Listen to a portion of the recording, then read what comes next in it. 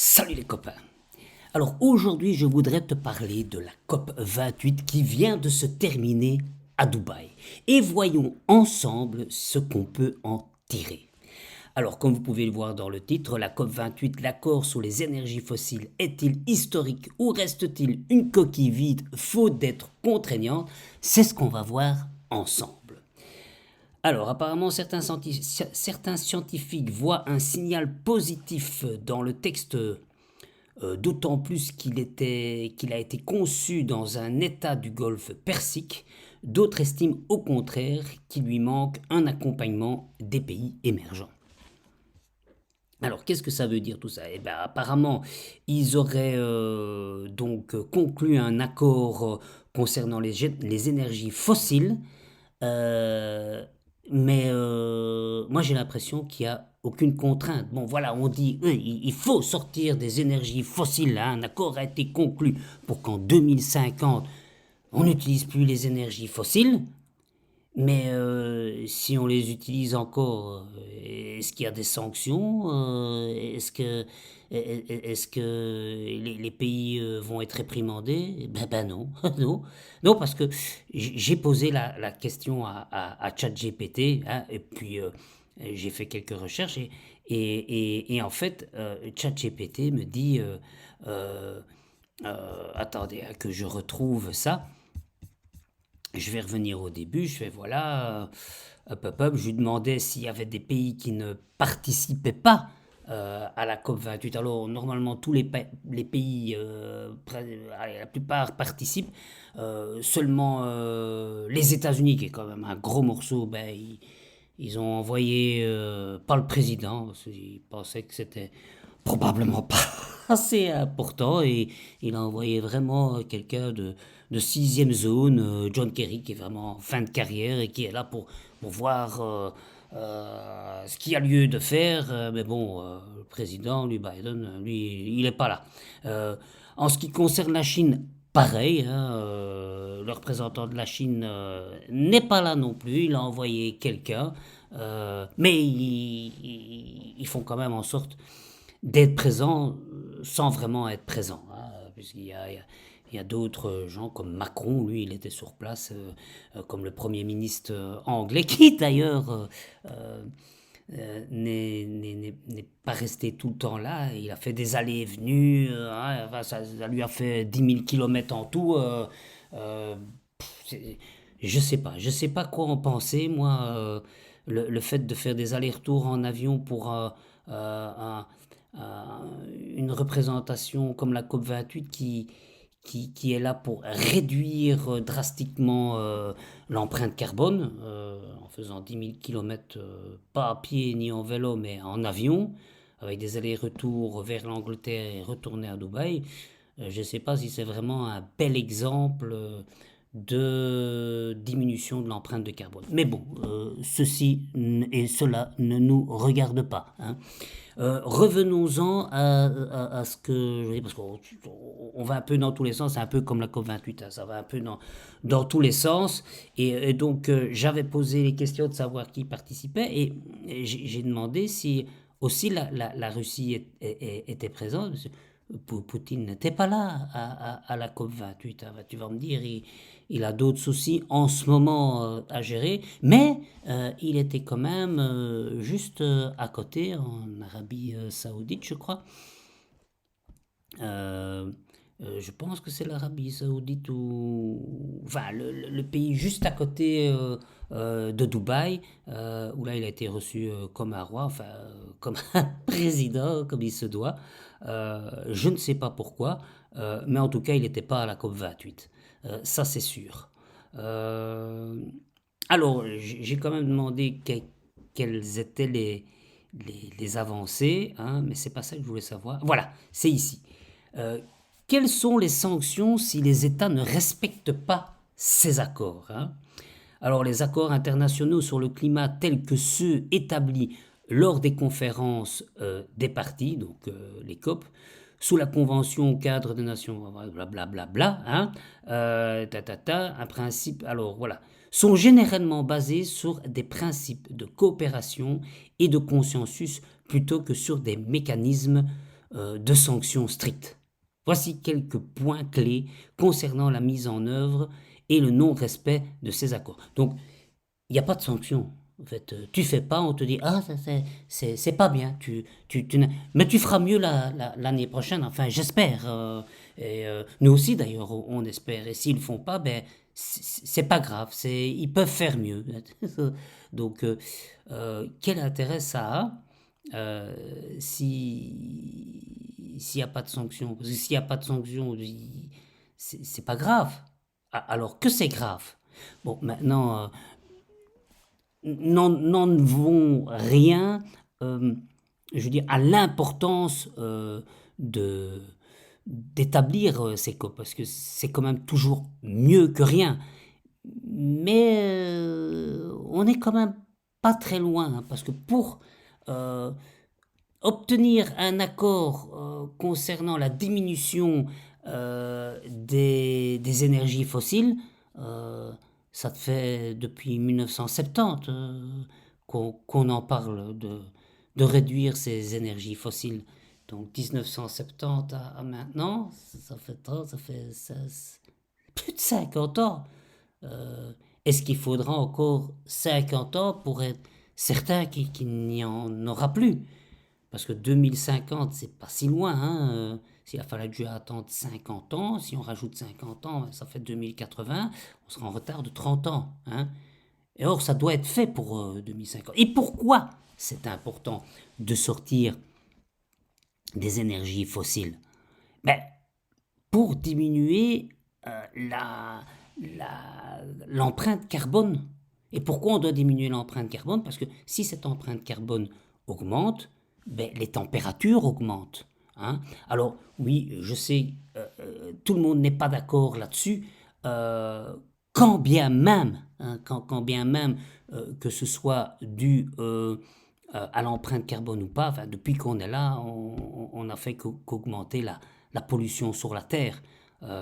Et si même ce n'est pas notre faute, on y contribue largement. Ce pas les autres animaux qui contribuent largement, hein, à l'empreinte carbone. Hein.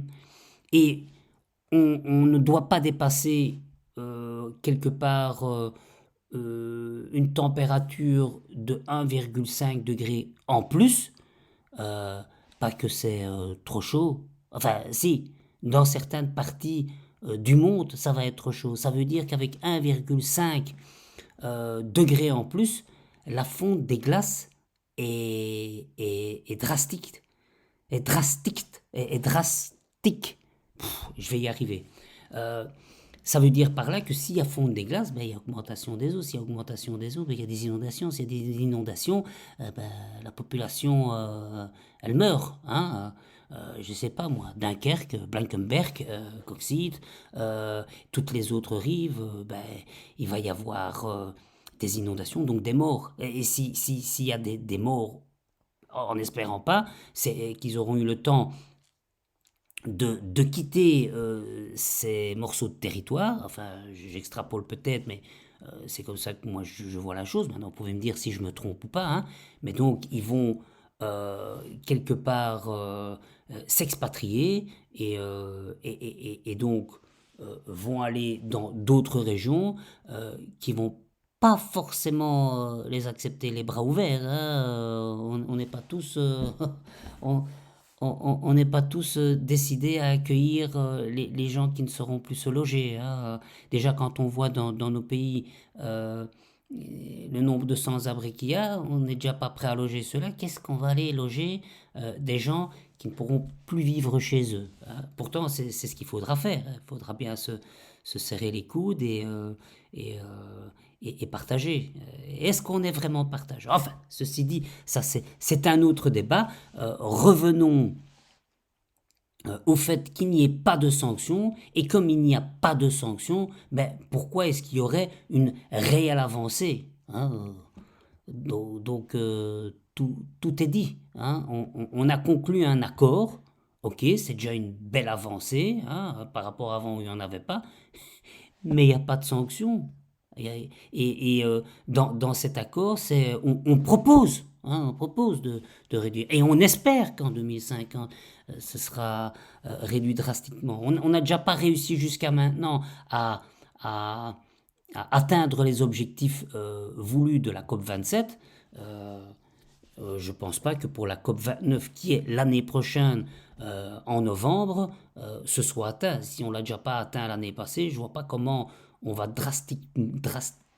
oh, j'arriverai pas. On va drastiquement arriver l'année prochaine.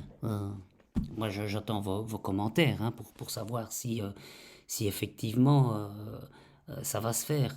Donc voilà, hein, donc nature non contraignante, mécanisme de transparence, révision des engagements, pression internationale diplomatique, conséquences économiques et sociales, rôle des accords bilatéraux et régionaux. Bon, tout ça, ce sont des mots pour dire que, ben voilà, si on n'y arrive pas, il y a ces choses qu'on peut mettre en place, mais de toute façon, c'est attention, mais pas oui, on va sanctionner. Non, c'est attention, il faudra faire mieux l'année prochaine.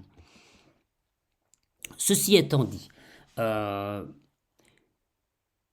moi, la question que je me pose, c'est, et d'ailleurs que j'ai posée à ChatGPT, alors qu'on n'a pas vu tout l'article, mais c'est, ok, il y a un accord pour essayer de sortir de ces énergies fossiles, mais on va les remplacer par quoi, ces énergies fossiles? Hein? Parce que c'est ce qui est important, c'est bien de sortir, mais par quoi on va les remplacer? Alors moi, j'ai demandé à ChatGPT, hein, par quoi, et d'ailleurs, il s'est quelque part euh, renseigné sur le web de tout ce qui existe déjà. Et donc, les énergies fossiles principales, ben, c'est le pétrole, le charbon, le gaz naturel, le gaz de schiste, le sable bitumineux, le pétrole lourd et extra lourd. Alors ok, le pétrole, ça on sait. Euh, ben, le pétrole, il y a quand même énormément de dérivés comme les plastiques et autres, polystyrène et tout ce qui s'ensuit. Est-ce qu'on va savoir sortir de ça pour 2050? Parce que, pourquoi je vous dis ça? Ben, parce que pour remplacer les énergies fossiles, il faut les remplacer par d'autres choses. Donc, moi j'ai été chercher un peu, hein, voilà. Les énergies renouvelables, c'est l'énergie solaire, l'énergie éolienne, l'énergie hydraulique, la biomasse, la géothermie. Alors il y a aussi l'hydrogène, stockage d'énergie, amélioration de l'efficacité énergétique, captage et stockage de carbone, énergie marine. Et il y a aussi enfin, pour tout ça, ok, c'est sympa. Je vais prendre le premier par exemple. Et l'énergie solaire. Bon, pour l'énergie solaire, ça sous-entend avoir plus de panneaux solaires. Ok, moi je veux bien. Bon, les panneaux solaires, est-ce qu'il y a un plan qui est, comment je vais dire, établi euh, quand ils ne seront plus utilisables, hein? Parce que c'est bien de produire des panneaux solaires.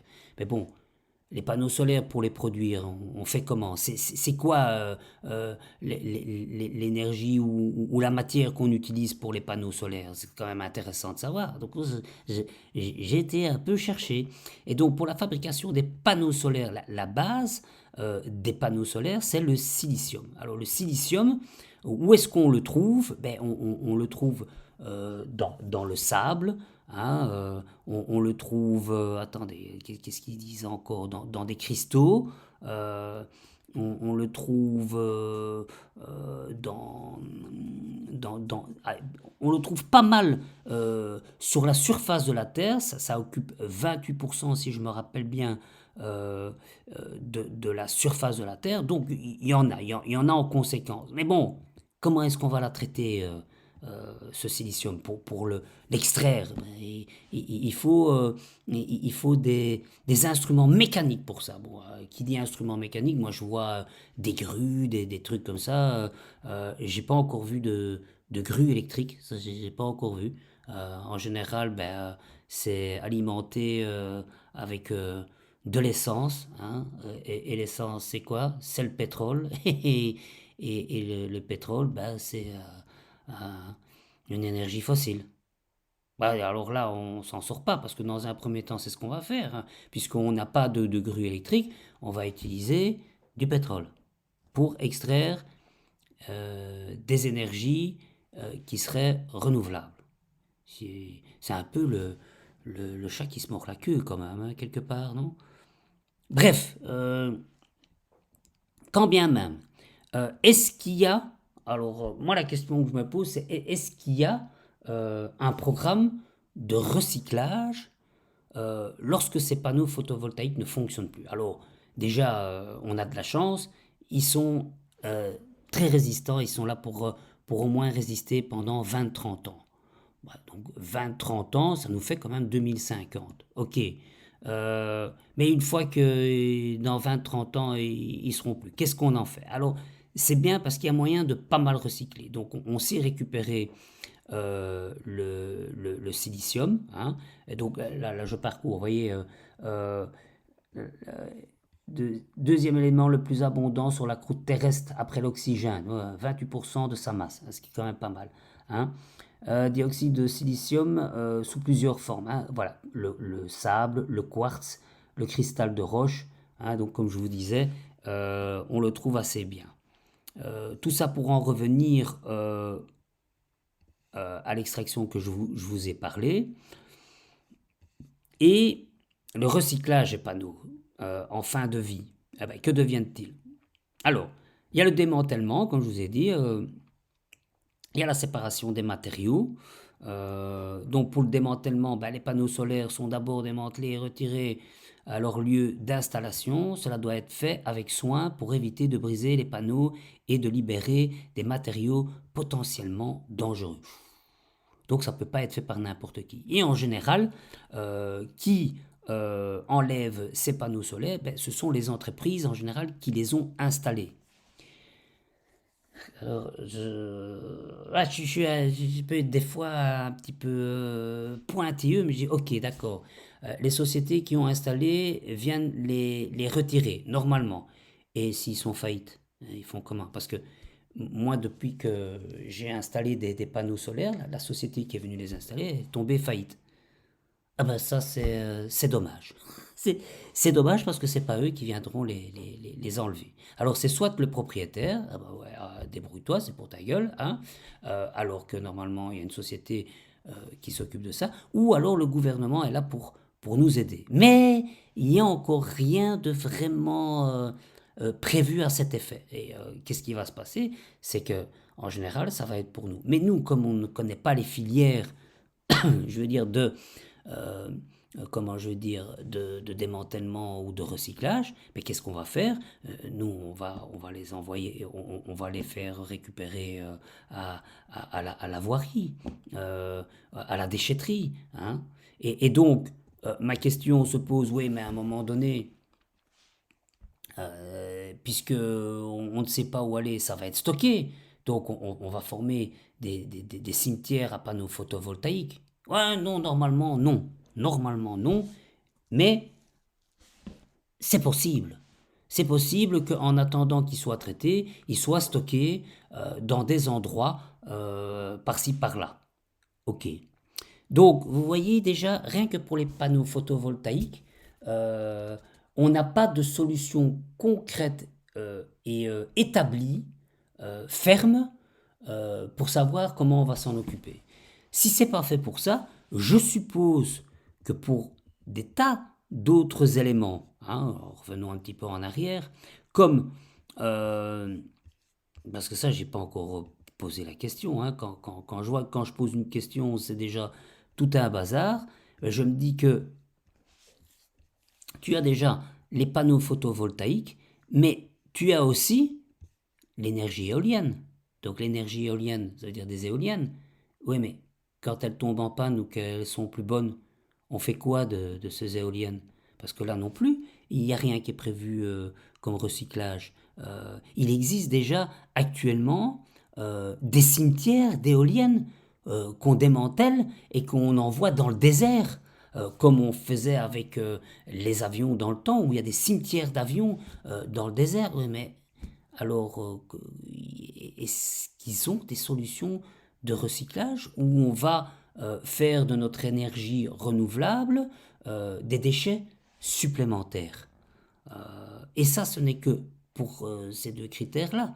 Euh, je suppose qu'il y a d'autres systèmes qui voudront être mis en place et où on ne sait pas ce qu'on va faire des déchets. Et c'est quand même important parce que ces déchets non traités est aussi une pollution pour notre planète. Donc j'aimerais bien qu'on m'explique quels sont les moyens de recyclage qui sont mis en place pour faire en sorte que cette énergie soit propre et renouvelable et, euh, et qu'elle soit moins toxiques ou que leur empreinte soit moins conséquente que les empreintes carbone qu'on a actuellement. Parce que c'est pas clair en fait. Enfin, je sais pas ce que vous en pensez, mais moi je trouve que c'est pas clair. Bref, tout ça pour dire que ça m'a l'air quand même bien compliqué et qu'on n'est pas sorti de l'auberge et que les COP, c'est bien qu'elles existent, mais je trouve que ça fait pas tellement avancer le schmilblick. Hmm. Et en dehors de ça, qu'est-ce que j'avais encore demandé que vous oui, qu'en est-il du recyclage des panneaux? Voilà, ça c'est ce que je vous ai expliqué. Voilà, existe-t-il des cimetières? Non, pas vraiment, mais quand même. Hein, stockage de mise au rebut, voilà, hop. Et alors, voilà, bon, responsable des fabricants en faillite, ça je vous ai expliqué aussi. Bref, ça c'est un point. Alors, au niveau des représentants, ben, on sait qu'il y a des représentants qui n'étaient pas forcément là. Par contre, hein, il y a des pays où là, les représentants, ils étaient énormes. Comme par exemple chez nous en Belgique. Alors, pour chez nous en Belgique, euh, on avait une délégation de 170 personnes. Alors, je ne sais pas, il y a des pays comme la France qui n'ont pas eu une délégation aussi grande, euh, qui est quand même 3 4 fois plus grand que notre pays. Hmm. Et nous, Belgique, 170 Belges qui vont là-bas. Est-ce que c'est vraiment nécessaire, hein? Pourquoi envoyer une délégation de cette taille? Alors, quand on regarde, effectivement, euh, c'est compliqué chez nous de ne pas faire autrement, parce que quand on regarde, on a déjà 7 ministres représentant les différentes entités du pays. Alors pour le niveau fédéral, Alexandre De Croo, qui est le Premier ministre, bon, c'est un peu normal qu'il y aille. On a Zakia Katrabi, hein, ministre du Climat. Hein. Puis on a Tine van der Statten, ministre de l'Énergie. Climat, on a un de l'énergie. On a une ministre de la Coopération au Développement. Hein. On a un ministre, vice-premier ministre et ministre du Climat, encore de l'énergie. Ah, patate, lui, il est Premier ministre, il est ministre du Climat, ministre de l'Énergie, de la Mobilité, de l'Infrastructure. Alors pourquoi lui est-ce qu'il peut être ministre du Climat et ministre de l'Énergie, tandis que l'autre là, elle n'est que Zakia, elle n'est que ministre du Climat et que Tine van der Stra, lui il est ministre de l'Énergie. Eux ils doivent être séparés, lui il peut être tout. Ça c'est encore une complexité à la belge, ça, hein, c'est incroyable. Et alors, on a en plus, ouais, parce que là, ça c'était au niveau wallon, l'autre c'était au niveau fédéral. Ouais, ouais, parce que on a un pays, c'est du costaud, hein, c'est tellement énorme que il faut des gens là derrière. Hein. Et puis on a Bruxelles, hein, qui est une entité quand même aussi à part, où là on a aussi un ministre du climat. Alors, si on a Bruxelles, Wallonie, on n'a pas parlé de la Flandre. Hein.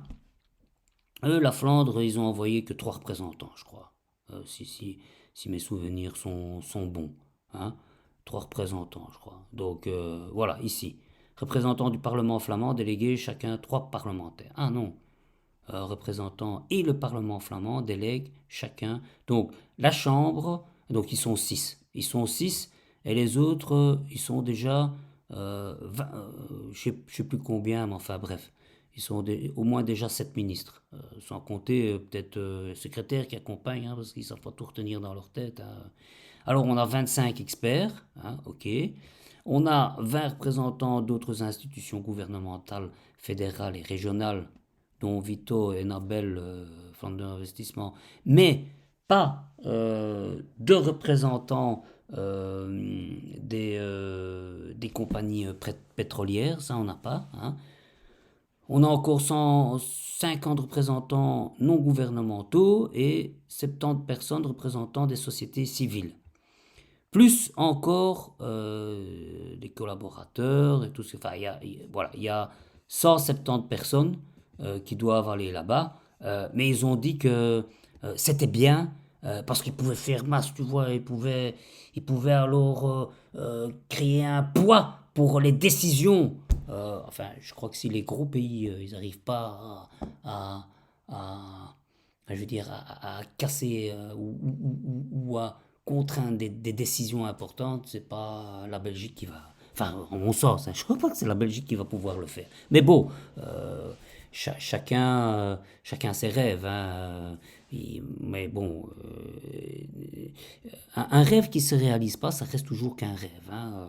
Et donc, moi, je suis pour le réalisme et il faut rêver, mais il faut arriver à ses fins aussi. Et là, je pense que pour la COP 28, on n'est pas arrivé à nos fins. Bref, on pourrait dire encore des tas de choses hein, concernant cette COP 28. La seule chose voilà, qu'on peut en retenir de cet accord climatique, hein, c'est que, bah, oui, c'est peut-être un accord historique pour dire, ouais, enfin, il faudrait qu'on sorte des, des énergies fossiles en sachant qu'il y a quand même pas mal de pays qui ne sont pas d'accord avec ça. Hein. Si je reprends ici, attendez, euh, c'était où non, c'était pas là, je crois que c'est ici. Euh, voilà, non, hop, hop, hop, où il y avait des pays, voilà, certains responsables arabes farouchement opposés à une sortie des énergies fossiles. Donc, lors d'une conférence sur la coopération régionale dans les domaines du pétrole à Doha, au Qatar, le ministre koweïtien du pétrole, Saad al-Barak, a accusé ce mardi les pays occidentaux de tenter de dominer l'économie mondiale par le biais des énergies renouvelables. Selon lui, s'y opposer est un combat pour notre liberté et nos valeurs. Bah oui, ils perdent de l'argent. Hein, et bon, comme ils sont tellement habitués à gagner de l'argent avec le pétrole, ils n'ont pas encore pensé à leur reconversion. Hein, et il faut que ça rapporte. Hein. Euh, donc il a également qualifié la pression internationale pour sortir de l'énergie fossile d'attaque agressive. Il poursuit: je m'étonne de l'insistance inhabituelle à priver les peuples du monde et de nombreux pays de cette source essentielle d'énergie. Alors oui, ok, d'accord, c'est vrai que c'est peut-être une source essentielle économique pour eux, ce que j'entends bien, mais enfin, euh, qu'est-ce qu'ils vont faire euh, avec cette ressource économique quand il n'y aura plus de planète? Moi, j'aimerais bien, quelque part, que les ressources économiques soient encore là après 2050. Mais si on continue à polluer la Terre comme on la pollue, 2050, peut-être qu'il n'y aura plus de Terre. Et alors, économiquement, ils vont faire comment? Ils seront plus là pour faire leur économie. Donc, je sais pas, je comprends pas très bien le raisonnement. Oui, ou alors c'est vite se remplir les fouilles maintenant, hein, et tant pis pour plus tard, on sera quand même plus là. Mais bon, il y aura encore, j'ose espérer, une humanité après. Et donc, il faut penser pas qu'à nous, aux autres. Mais c'est vrai qu'on est un peu actuellement dans une société où c'est du chacun pour soi. Donc je peux comprendre ce type de raisonnement actuel. Donc de les priver, hein, une ressource essentielle, hein, qui dit à propos du pétrole, faisant valoir qu'il y a peut-être 700 millions d'Africains qui n'ont pas encore accès à l'électricité. Hop, hop, hop. Donc déclare les énergies fossiles resteront la principale source d'énergie dans le monde. Oui, si on ne change pas, bah oui. Mais il faut changer. Je pense que euh, moi, étant allé il n'y a pas très longtemps, enfin, au Maroc, euh, mais du soleil, il y en a, il y en a toute la journée. Donc, oui, comme énergie renouvelable, comme les panneaux photovoltaïques, euh, ça peut les sortir du pétrole. Enfin, bien que ce serait bien, comme je l'ai dit là tout à l'heure, d'avoir des solutions au recyclage. Bref, tout ça pour dire que ça n'est pas facile.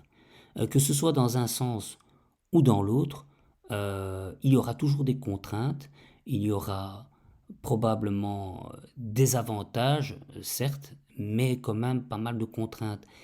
Et quelque part, je me dis qu'on est confronté à un dilemme. Et dans un dilemme, ben, il faut prendre la moins mauvaise solution. Alors, laquelle c'est? Je pense qu'il faudrait faire des analyses qui, moi, petit citoyen, ça prendrait peut-être des, des, des, des dizaines et dizaines d'heures, de jours, d'années. C'est peut-être pour ça qu'on s'en sort pas depuis 1970. Mais comme il y a des spécialistes, il faut leur faire confiance, enfin j'espère, les vrais spécialistes, hein, pas les spécialistes que, hein, et de les écouter surtout, et de se dire que, ben oui, il y a des enjeux économiques, mais s'il n'y a plus de planète, il n'y aura plus d'enjeux économiques. Donc faudrait être certain que tout le monde joue le jeu, et c'est ça le problème actuellement, c'est que tout le monde ne joue pas le jeu. Et tant que tout le monde ne joue pas le jeu, et qu'il n'y a pas de sanctions pour ceux qui ne jouent pas le jeu, ça va être compliqué, je pense. Hein. Parce que, ok, la Chine, les États-Unis et d'autres pays, enfin je dis la Chine parce qu'ils ont dit ouais c'est bien que l'accord soit fait, mais enfin c'est quand même les premiers producteurs d'objets en tout genre inutiles, en plastique, pas cher, avec des restrictions sur l'usage de matériaux moins, comment je veux dire, moins sanctionnés que chez nous. Donc, ok, hey, c'est chouette, on est content des désaccords, mais et- est-ce qu'ils vont faire quelque chose pour nous envoyer moins de chinoiseries à consommer? C'est ça aussi. Donc, tout ça pour dire que il peut y avoir des avancées euh, si tout le monde y met du sien. Le seul souci, c'est que ça, c'est le rêve, et la réalité montre que c'est en général chacun pour soi. On- tous pour un, non, c'est un pour tous, mais tous pour moi. Voilà, je crois que je vais conclure par ça. La, la, la devise actuelle du monde, c'est que c'est un pour tous et tous pour moi. Voilà, je te, je te laisse réfléchir là-dessus. J'attends tes commentaires, et pourquoi pas peut-être faire une deuxième vidéo là-dessus si vous le souhaitez. Hein. Allez, je vous dis à très bientôt. Salut les copains!